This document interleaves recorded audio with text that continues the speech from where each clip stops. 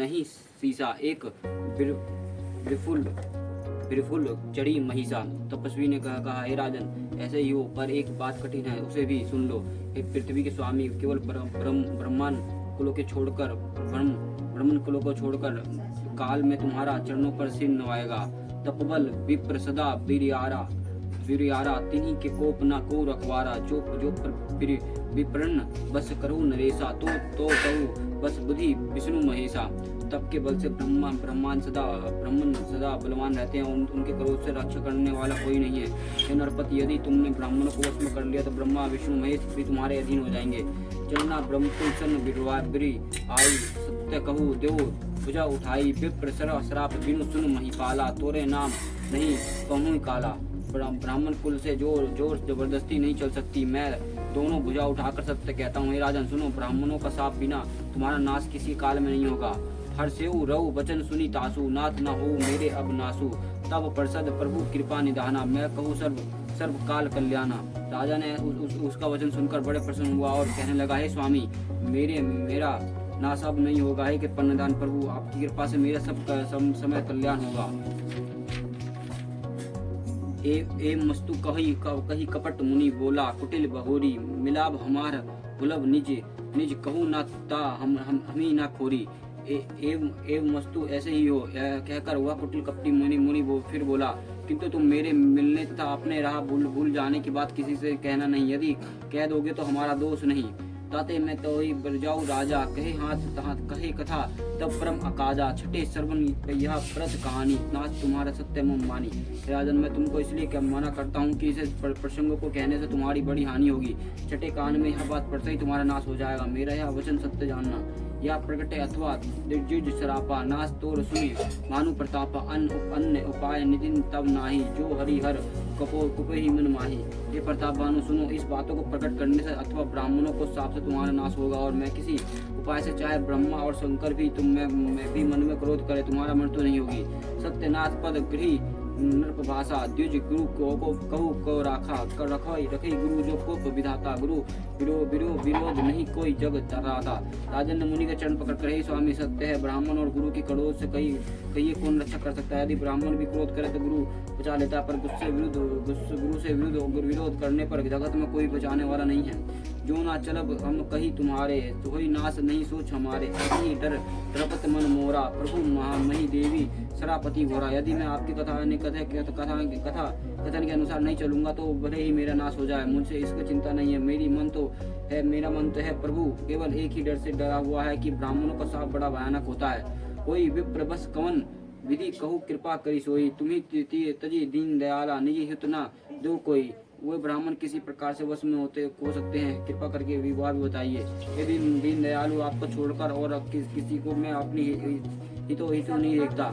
सुन नरप विविध जतन जग माही, कष्ट सद्य पुनि कोई की नाही। आही एक अति सुगम उपाय तहा परंतु एक कठिनाई। तपस्वी ने कहा, राजन सुनो, संसार में उपाय तो बहुत है, पर वो कष्ट साध्य है और बड़ी कठिनता से बनाने में आते हैं। पर इस पर विसिद्धि हो या ना हो, उनकी सफलता निश्चित नहीं है। हाँ, एक उपाय बहुत सहज है, परंतु उसमें भी एक कठिनता है। वह अधीन जुगति नृप सोई, मोर जब तब नगर न होई।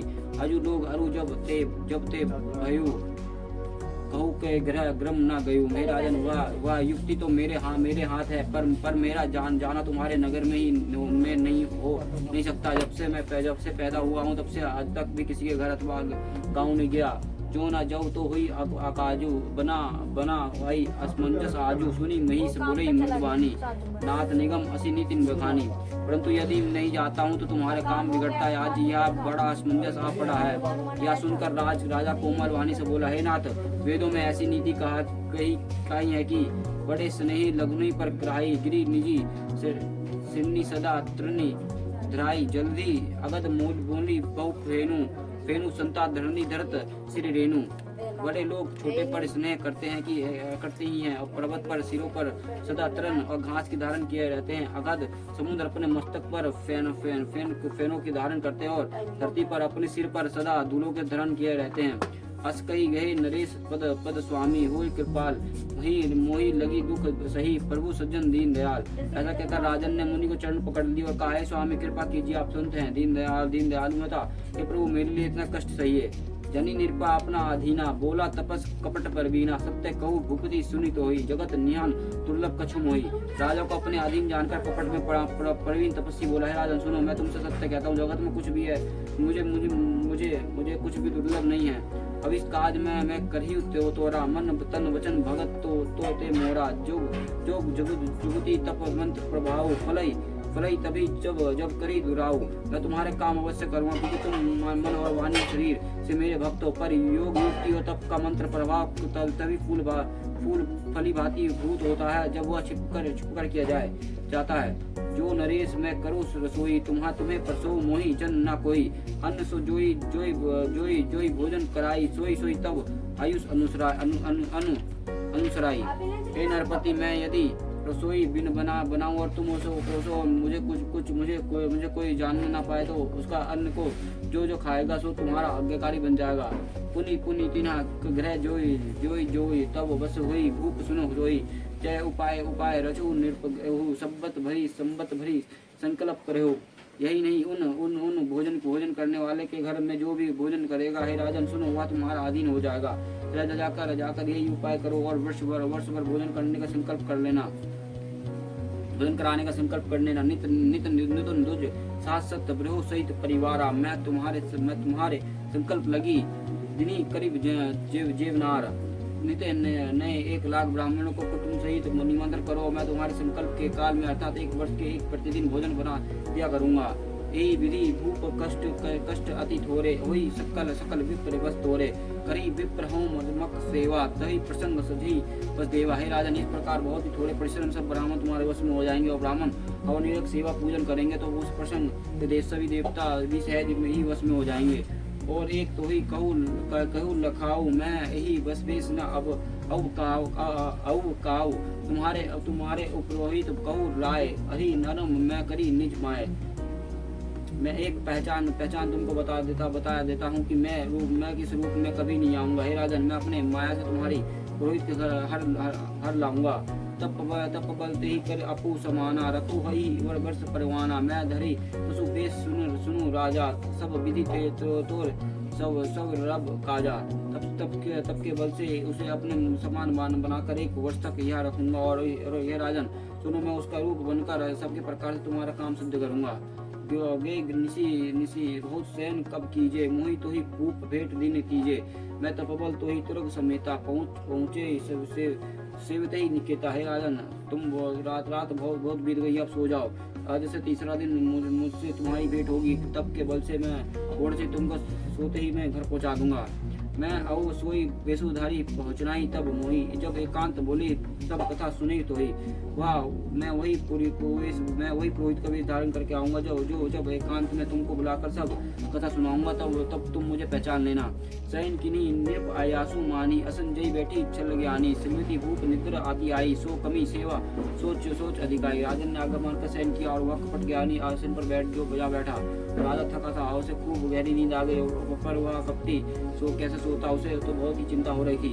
काल केतु निश्चर तब आवा जही शुक्र ही नृप बुलावा। परम मित्र तपस नरप केरा जनी सो आती कपट घनेरा।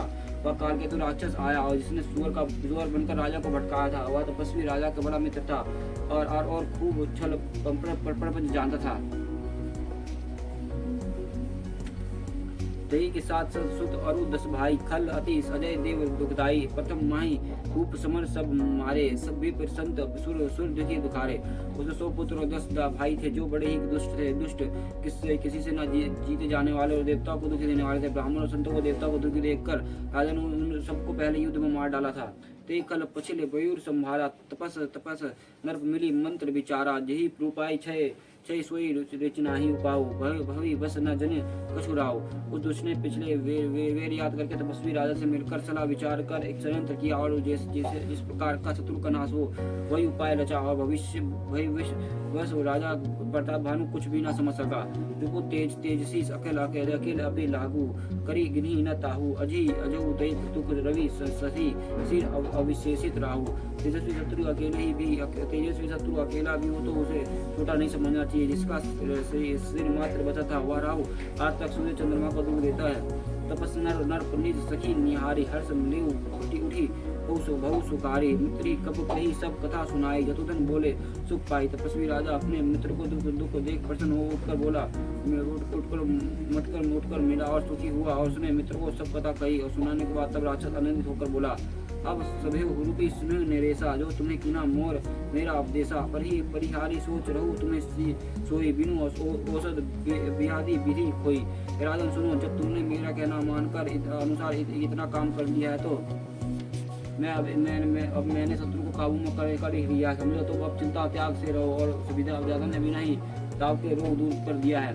कुल समेत रूपी मूल आओ चौथे दिवस मिलप में आओ। तपस निर्पही बहुत परितोषी चला महाकपटी अतिरोषी। कुल सहित शत्रु का जड़ मूल से उखाड़ बहार कर आज से चौथे दिन मैं तुमसे आ मिलूंगा। इस प्रकार तपस्वी राजा को खूब दिलासा देकर वह मायावी और अत्यंत क्रोधी राक्षस चला। भानु प्रताप ही आज अबजी समेता पहुँचे ऐसी क्षण मच्छ टिकेता नरपही नारी पही सैन कराई हर आए घरे विदेशी बजी बनाई। उसने प्रताप भानु राजा को घोड़े से क्षण भर में घर पहुंचा दिया। राजा को रानी के पास बुलाकर घोड़े अच्छी तरह से घोड़शाला में बांध दिया। राजा के उप रोहित की हरी ले गौ गहरी लोय ले रखे से गिरी वो खोए ओ मोह माया परिमती घोरी। वो फिर वही राजा के पुरोहित को उठा ले गया और माया से उसकी बुद्धि में भ्रम में डालकर उसने पहाड़ी के खो में लुला रखा। अपू विरची पुरोहित रूपा परे जो जई तही सुनुपा जोगी ने अनुभय बिहाना देखी भवन अति अचुरज माना। वह आप पुरोहित को रूप बनाकर उसके सुंदर सेज पर जा लेटा और राजा सवेरे होने से पहले ही जगा और अपने घर देखकर उसने बड़ा ही आश्चर्य माना। मुनि महिमा मन महु अनुमाना अठो उठे जय जनी जान रानी कनन गौ चढ़ी तही